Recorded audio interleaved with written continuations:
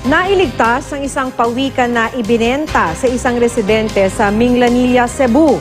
Inakalang patay na ang pawikan kaya muntik na itong lutuin. Makibalita tayo kay Greggy Magdadaro ng GMA Cebu. Sa halagang 350 pesos, naipagbili ang pawikang ito sa isang lalaking taga Minglanilla, Cebu. Ayon kay Hector Tonelete, lulutuin na sana niya ang pawikan na mapansing buhay pa pala ito. Agad daw niya itong ipinagbigay alam sa tiyuhin niyang barangay Kagawad.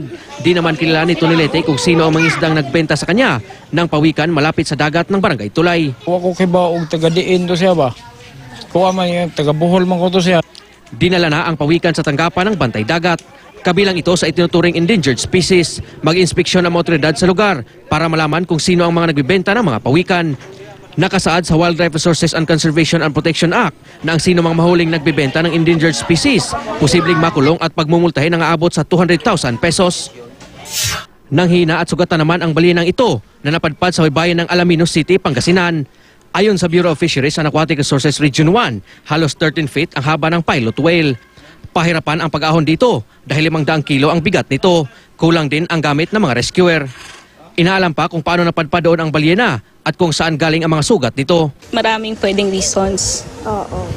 So, mahirap mag-assume. It's an old wound na, healing na rin. Yun lang, para siya nagaskas, I don't know. Ibabalik sa dagat ang balyena oras na gumaling na ang mga sugat nito.